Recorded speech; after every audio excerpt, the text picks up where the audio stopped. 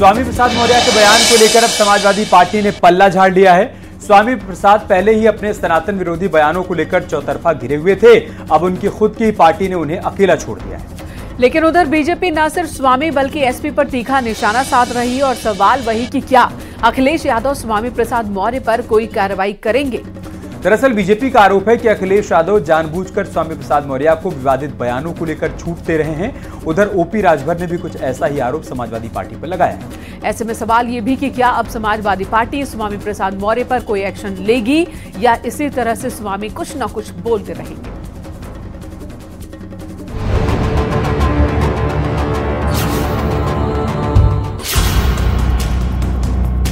चार हाथ, 8 हाथ, 10 हाथ, 20 हाथ, 1000 हाथ वाला बच्चा आज तक पूरी दुनिया में नहीं पैदा हुआ। सपा के राष्ट्रीय महासचिव स्वामी प्रसाद मौर्य अपने बयानों को लेकर लगातार घिरते जा रहे हैं। स्वामी प्रसाद मौर्य को जहां भारतीय जनता पार्टी के नेता और तमाम साधु संत उनको उनके बयानों को लेकर घेर रहे हैं, वहीं दूसरी तरफ अब स्वामी प्रसाद मौर्य का विरोध उनकी अपनी ही पार्टी समाजवादी पार्टी में शुरू हो गया है। जहां समाजवादी पार्टी के नेता और पूर्व मंत्री आईपी सिंह ने स्वामी प्रसाद मौर्य के बयानों का विरोध किया। इसके बाद समाजवादी पार्टी के विधायक मनोज पांडे ने भी स्वामी प्रसाद मौर्य के बयानों का सीधे तौर पर विरोध करते हुए व्यंग्य किया। समाजवादी पार्टी के नेता स्वामी प्रसाद मौर्य अपने सनातन विरोधी बयानों को लेकर पहले से ही चौतरफा वार झेल रहे हैं, लेकिन अब उनकी अपनी ही पार्टी ने उनके अटपटे और बेतुके बयानों से पल्ला झाड़ लिया है। खुद समाजवादी पार्टी के वरिष्ठ नेता न सिर्फ उनके बयानों को बकवास करार दे रहे हैं, बल्कि सीधे शब्दों में चेतावनी भी मिल गई है कि किसी भी धर्म पर अभद्र टिप्पणी पार्टी लाइन के बाहर मानी जाएगी। यही नहीं, समाजवादी पार्टी के मुख्य सचेतक मनोज पांडे ने स्वामी प्रसाद मौर्य को नसीहत तक दे डाली है। साथ ही स्वामी के बयान से पल्ला झाड़ते हुए कह दिया कि एसपी का ऐसे बयानों से कोई लेना देना नहीं है। कोई समाजवादी पार्टी का बयान नहीं है, उनका निजी बयान हो सकता है। हमारे नेता और हमारे कई प्रमुख नेता पार्टी के कई बार ये स्पष्ट कर चुके हैं, मैं बार बार उस पर कुछ कहने की आवश्यकता नहीं है। ये किसी का निजी बयान हो सकता है। समाजवादी पार्टी सारे वर्ग, जात, धर्म, पंथ को मानने वाली है और भारत का संविधान भी सबको स्वायत्ता और स्वतंत्रता देता है कि वो अपने धर्म के प्रति निष्ठावान है, उसे माने। अगर कोई व्यक्ति उस धर्म से ताल्लुक नहीं रखता, उस धर्म को वो छोड़ चुका है, तो उस धर्म को माने। इसमें हमको किसी को कोई दिक्कत नहीं है, लेकिन दूसरे धर्म को गाली दे और अपमानित करे, यह भी अधिकार उन्हें नहीं है। उधर स्वामी प्रसाद मौर्य हैं कि मानते ही नहीं। कभी रामचरितमानस पर अभद्र टिप्पणी तो कभी हिंदू धर्म और आस्था पर प्रहार, और अब उन्होंने मां लक्ष्मी को लेकर विवादित बयान दिया। खास बात यह है कि चौतरफा घिरने के बावजूद स्वामी प्रसाद मौर्य अपने बेतुके बयान पर टिके हुए। एक बार फिर प्रयागराज में उन्होंने विवादित बातें बोल दी। जब 4 हाथ वाला बच्चा पैदा नहीं हुआ तो 4 हाथ वाली देवी कहां से आ गई? 8 हाथ वाले भगवान कहां से आ गए? 20 हाथ वाला रावण कहां से आ गया? 1000 हाथ वाला सहस्त्रबाहु कहां से आ गया? उधर ओपी राजभर ने स्वामी प्रसाद मौर्य के बयानों को अनुशासनहीनता से जोड़ते हुए अखिलेश यादव को ही निशाने पर ले लिया। उन्होंने कहा कि अखिलेश यादव ने हिंदू विरोधी अनाप शनाप बयानों को बोलने की जिम्मेदारी स्वामी प्रसाद मौर्य को सौंप रखी। एक होता है मौन समर्थन। अखिलेश जी कहे हैं कि तुम बोलो, हम कुछ नहीं करेंगे, तो अपना बोलते हैं। अगर ये बात कोई गलत करता है बहुजन समाज पार्टी में तो तुरंत मायावती जी इस मामले में तो एक नंबर है, तुरंत पार्टी से निकालो, बाहर करो। वहीं भारतीय जनता पार्टी ने भी स्वामी प्रसाद मौर्य के बयान को लेकर न सिर्फ तीखी प्रतिक्रिया दी है, बल्कि समाजवादी पार्टी को भी निशाने पर लिया। स्वामी प्रसाद मौर्य के सनातन विरोधी बयानों को लेकर तमाम पार्टियां पहले ही हमलावर हैं। स्वामी प्रसाद मौर्य, देखिए स्वामी प्रसाद मौर्य निश्चित रूप से अखिलेश यादव के इशारे पर काम कर रहे हैं। अखिलेश यादव ना तो उसका खंडन करते हैं, ना उसकी निंदा करते हैं, और मैं तो ये कहता हूं कि विनाश काले विपरीत बुद्धि, ये तो कम होगा। ये जानबूझ करके कराया जा रहा है और हिंदू देवी देवताओं को अपमानित करके जिस तरह से वो काम कर रहे हैं, उनको लगता है कि मुस्लिम वोट उनको मिल जाएगा, तुष्टीकरण की राजनीति कर रहे हैं। मैं निश्चित रूप से कह रहा हूं कि समाजवादी पार्टी समाप्त होने जा रही है और उसमें स्वामी प्रसाद मौर्य भस्मासुर का काम करेंगे। स्वामी प्रसाद मौर्य के सनातन विरोधी बयानों को लेकर तमाम पार्टियां पहले से ही हमलावर हैं, लेकिन अब खुद उनके दल ने पल्ला झाड़ लिया। हालांकि अभी तक स्वामी प्रसाद मौर्य पर क्या कार्रवाई होगी और होगी भी या नहीं होगी, इसे लेकर कोई साफ बयान सामने नहीं आया। ऐसे में सवाल यही है कि अखिलेश यादव क्या स्वामी प्रसाद मौर्य पर कोई कार्रवाई करने जा रहे हैं या फिर पहले की तरह अब भी समाजवादी पार्टी स्वामी प्रसाद मौर्य के बयानों पर ऐसे ही टाल मटोल वाला रवैया अपनाती रहेगी।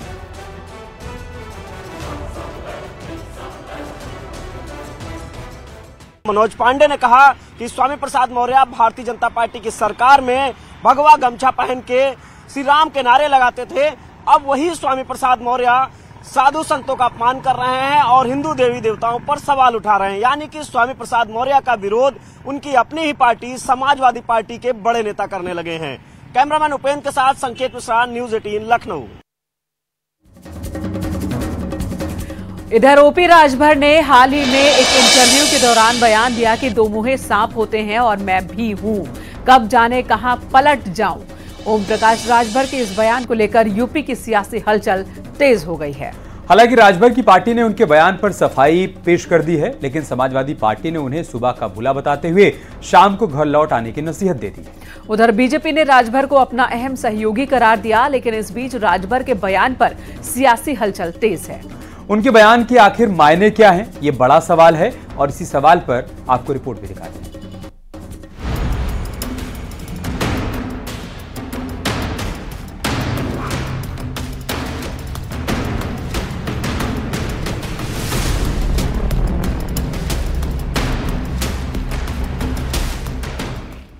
गठबंधन की सियासत और दल बदल के माहिर खिलाड़ी ओम प्रकाश राजभर कई बार दुश्मन को दोस्त और फिर दुश्मन बनाने वाली सियासत के दांव पेच खेल चुके हैं।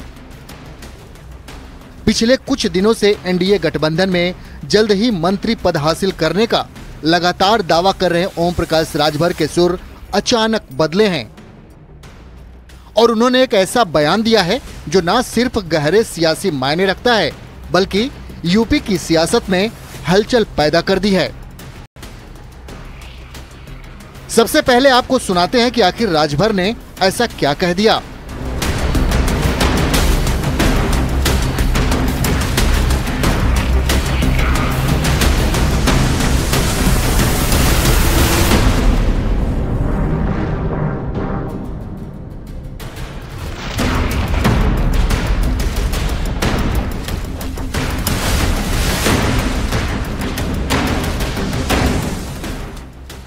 उधर ओम प्रकाश राजभर का बयान आया तो दूसरी तरफ फौरन समाजवादी पार्टी की प्रतिक्रिया भी आ गई।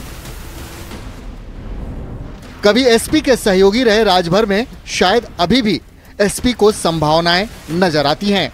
समाजवादी पार्टी राजभर को सुबह का भूला बता रही है और शाम को घर लौटने की अपील भी कर रही है।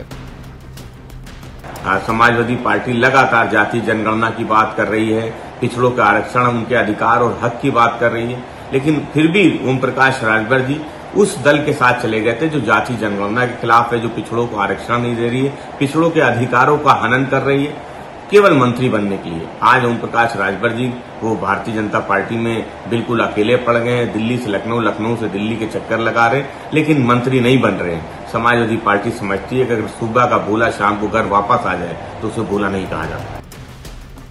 वहीं इसे लेकर एसबीएसपी की तरफ से सफाई भी आ चुकी है। राजभर के बेटे और पार्टी के महासचिव अरुण राजभर ने बयान को तोड़ मरोड़ कर पेश किए जाने के आरोप लगाए हैं और साफ किया कि हम चट्टान की तरह एनडीए के साथ खड़े हैं। तो ऐसे विरोधियों से हमारे कार्यकर्ताओं को और पार्टी के जिम्मेदार नेताओं को सावधान रहने की जरूरत है, क्योंकि ये हमेशा से ये निगेटिव और दुष्प्रचार करके ये समाज में गलत संदेश पहुंचाने का प्रयास करते हैं। इस समय देश में माननीय ओम प्रकाश राजभर की बढ़ती लोकप्रियता से सारे विपक्षी हैरान और परेशान हैं, घबरा चुके हैं और इसीलिए बौखला करके भ्रामक प्रचार कर रहे हैं। आने वाले समयों में आपको दिखेगा, हम सत्ता की लड़ाई नहीं लड़ते हैं, हम मंत्रिमंडल में जाने की लड़ाई नहीं लड़ते हैं, हम सुहेलदेव भारतीय समाज पार्टी के एक कार्यकर्ता गरीबों, वंचितों और उपेक्षित वर्गों को भागीदारी और हिस्सेदारी दिलाने की लड़ाई लड़ते हैं। हमारे लिए सत्ता महत्वपूर्ण नहीं है, हमारे लिए समाज के उपेक्षित वर्गों की सशक्तिकरण महत्वपूर्ण होता है। ऐसा ही कुछ बयान भारतीय जनता पार्टी की तरफ से भी आया। उन्होंने राजभर के गठबंधन का मजबूत सहयोगी करार दिया है। उपेक्षित वर्गों के स्थायी सशक्तिकरण की जो योजना है, प्रधानमंत्री नरेंद्र मोदी जी ने गरीब कल्याण की योजनाएं घर घर तक पहुंचाई हैं, उससे प्रभावित होकर के ही तमाम नेता और दल भारतीय जनता पार्टी और एनडीए के सदस्य बने हैं। ओम प्रकाश राजभर भी उन्हीं नेताओं में से हैं और वह हमारे एनडीए के सम्मानित सदस्य हैं। साफ है कि एसपी का साथ छोड़कर बीजेपी का दामन थामने वाले ओम प्रकाश राजभर का ये बयान सियासी गलियारों में चर्चा का सबब तो जरूर बनेगा, लेकिन सवाल ये है कि क्या राजभर ने मंत्री पद की उम्मीदों के पूरा होने में देरी की झुलझुलाहट में ऐसा कुछ कह दिया, और उनका निशाना आखिर था तो किस नेता की तरफ था? आखिर राजभर के इस बयान के मायने क्या हैं? Bureau report, news 18।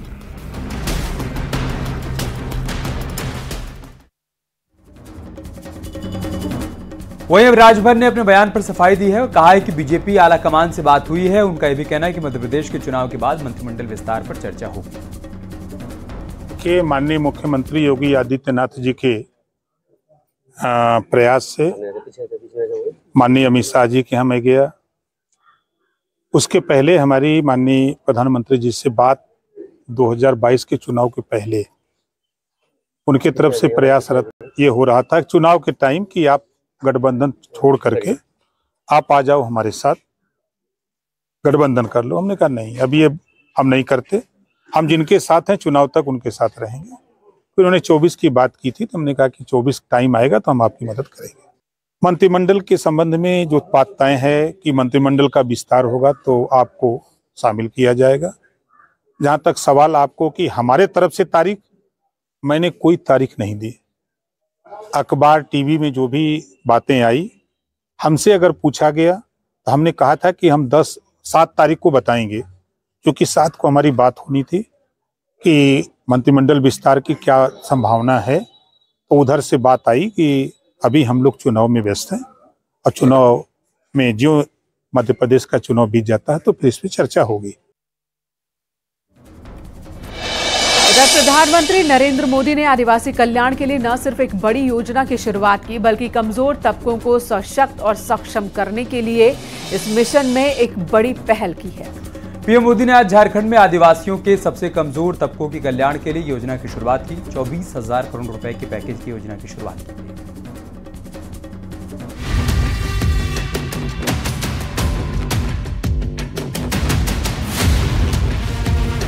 प्रधानमंत्री मोदी ने आदिवासी कल्याण के लिए न सिर्फ एक बड़ी योजना की शुरुआत की है, बल्कि कमजोर तबकों को सशक्त और सक्षम करने के मिशन में एक बड़ी पहल भी की गई है।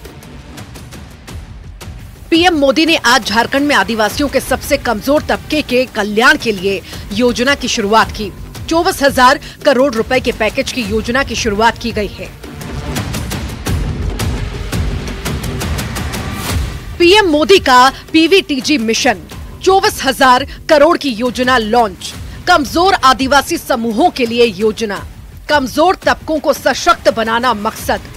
18 राज्यों में कमजोर आदिवासी समूह, करीब 28 लाख कमजोर आदिवासी। मैं सभी देशवासियों को जनजातीय गौरव दिवस की बहुत बहुत बधाई देता हूं, अपनी शुभकामनाएं देता हूं और देश के सैकड़ों स्थानों पर देश के सभी वरिष्ठ जन आज झारखंड का स्थापना दिवस भी मना रहे हैं। अटल जी के प्रयास से ही इस राज्य का गठन हुआ था। देश को विशेषकर झारखंड को अभी 50,000 करोड़ रुपए की अलग अलग योजनाओं का उपहार मिला है। 2024 के लोकसभा चुनाव और 5 राज्यों में विधानसभा चुनावों को देखते हुए ये केंद्र सरकार की बहुत बड़ी पहल मानी जा रही है। दरअसल पीएम मोदी ने विशेष तौर पर कमजोर आदिवासी समूहों यानी पीवीटीजी के समग्र विकास के लक्ष्य के साथ 24,000 करोड़ रुपए की योजना लॉन्च की। पीएम पीवीटीजी मिशन की घोषणा आदिवासियों के कमजोर तबकों को सशक्त और सक्षम बनाने के लिए इसी साल के बजट में की गई थी। आज झारखंड में रेलवे इंफ्रास्ट्रक्चर और कनेक्टिविटी के विस्तार के तहत कई रेल परियोजनाओं को शुरू किया गया है।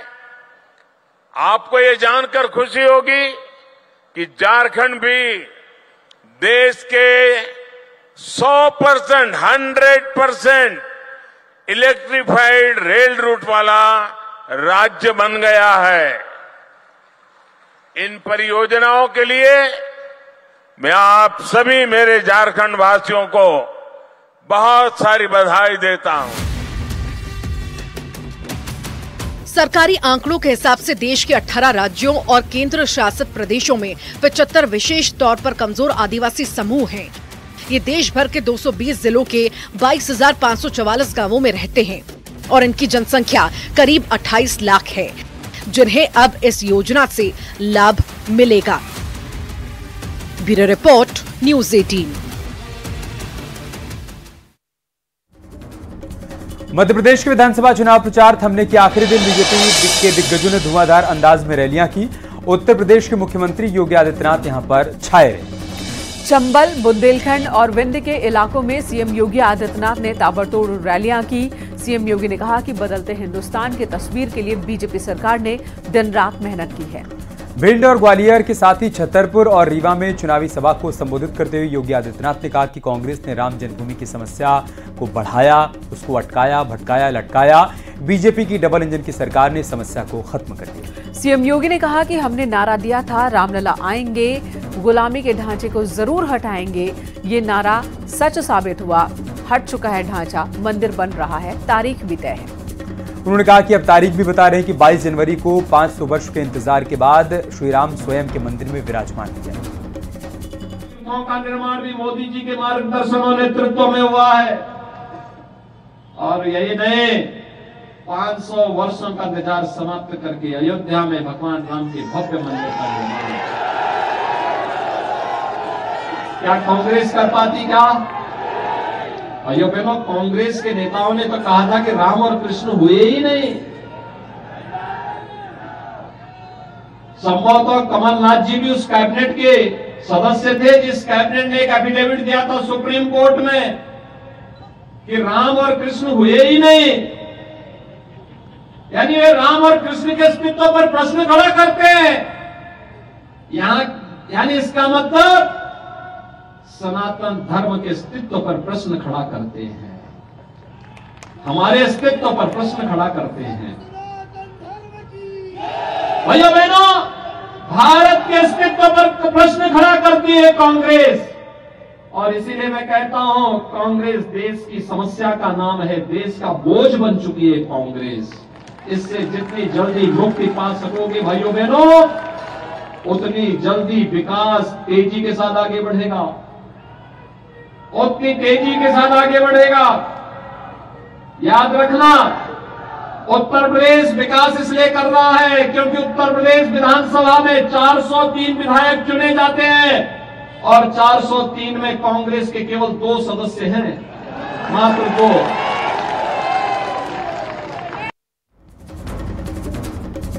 विराट से पूरा देश 50वीं सेंचुरी की उम्मीद लगाए बैठा था। विराट ने वानखेड़े स्टेडियम में सबसे ज्यादा सेंचुरी का रिकॉर्ड तोड़ भी दिया।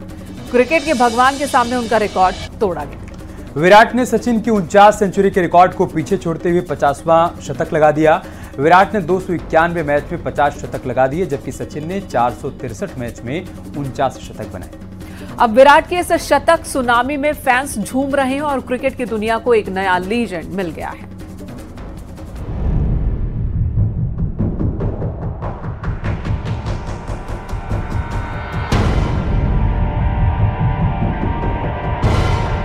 मुंबई में विराट की सुनामी आ गई।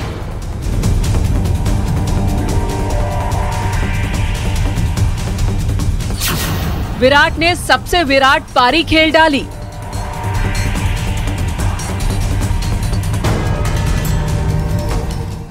विराट से पूरा देश 50वीं सेंचुरी की उम्मीद लगाए बैठा था। विराट ने वानखेड़े स्टेडियम में सबसे ज्यादा सेंचुरी का रिकॉर्ड तोड़ दिया। क्रिकेट के भगवान के सामने उनका रिकॉर्ड तोड़ दिया। विराट ने सचिन की 49 सेंचुरी के रिकॉर्ड को पीछे छोड़ते हुए 50वां शतक लगाया।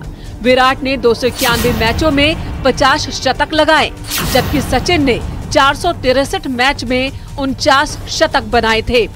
जैसे ही विराट ने 50वां शतक लगाया, उन्होंने अपना हेलमेट निकाला और मैच देख रहे सचिन के सामने झुक गए। देखिए, स्टैंड से सचिन भी तालियां बजाकर विराट को चीयर करते रहे।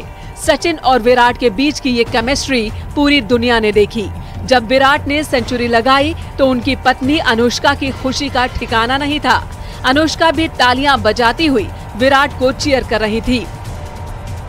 इससे पहले विराट ने सचिन का एक और रिकॉर्ड भी तोड़ दिया।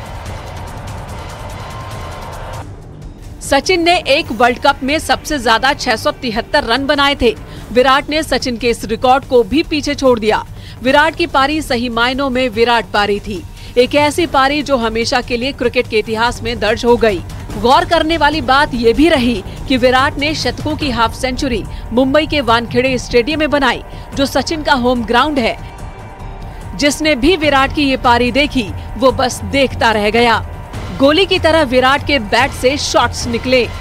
न्यूजीलैंड के बॉलर्स के पास विराट की कोई काट नहीं थी। देखिए, विराट ने मैदान के हर कोने में बेहतरीन शॉट्स खेले, जिसकी बदौलत टीम इंडिया न्यूजीलैंड के सामने पहाड़ जैसा स्कोर खड़ा करने में कामयाब हो गई। विराट जब आउट हुए तो सचिन खड़े होकर उनके लिए तालियां बजा रहे थे। सचिन ने ट्वीट कर कहा, मैं खुश हूँ कि नौजवान अब विराट खिलाड़ी बन गया है। मुझे खुशी है कि एक भारतीय खिलाड़ी ने मेरा रिकॉर्ड तोड़ा। वाकई विराट की ये पारी विराट थी। पूरा देश ही नहीं बल्कि दुनिया के क्रिकेट फैंस इस पारी को देख रहे हैं। विराट की पारी की बदौलत टीम इंडिया ने इतना बड़ा स्कोर खड़ा कर दिया, जिसका पीछा करने में न्यूजीलैंड की टीम धराशायी हो गई। Bureau report, news 18।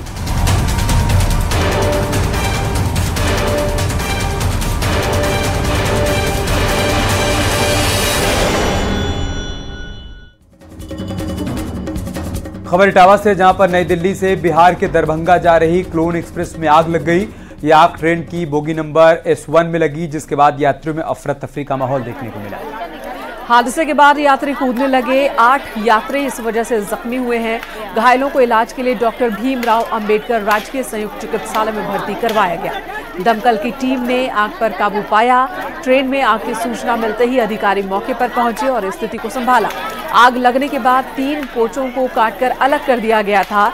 रुकी क्लोन एक्सप्रेस को रात 8:30 पर रवाना किया गया। आज दिनांक 15/11/2023 को शाम को 5:30 बजे के आसपास उत्तर मध्य रेलवे के प्रयागराज मंडल में इटावा के पास सरायभूपत स्टेशन से गाड़ी संख्या 02570 नई दिल्ली दरभंगा क्लोन स्पेशल पास हो रही थी। पास होने के दौरान स्टेशन स्टाफ और ट्रेन के गार्ड ने S1 कोच से धुआं उठता देखा। तुरंत सूचना देकर गाड़ी खड़ी कराई गई, लोगों को उतारा गया और जो भी कल्प्रिट कोच थे उन्हें अटेंड किया गया। कल्प्रिट कोच को फायर ब्रिगेड द्वारा पूरी तरह अटेंड कर लिया गया है। देखिए, ये क्लोन एक्सप्रेस है, दिल्ली टू दरभंगा जा रही थी और ये सरायभूपत स्टेशन है जसवंत नगर थाना जनपद इटावा में। यहाँ पर 3 बोगियों में आग लगने की बात बताई गई है और इसमें जो आग लगी थी उसका प्रथम दृष्टया जो रीजन बताया गया है शॉर्ट सर्किट, और जिसकी वजह से 3 बोगियाँ काफ़ी हद तक इसमें प्रभावित हुई थी। हालांकि एक बहुत अच्छी बात यह है कि किसी की जान नहीं गई है इसमें। 8 लोग अभी जो लेटेस्ट सूचना है 8 लोगों को छोटी मोटी चोटें लगी हुई है। अभी हमारे सीएमओ साहब भी हैं, डिप्टी सीएमओ खड़े हैं, आपने देखा होगा, उनके द्वारा जिला अस्पताल में उनका इलाज भी कराया जा रहा है। रुक रहे हैं छोटे से ब्रेक के लिए। खबरों का सिलसिला ब्रेक के बाद भी जारी है।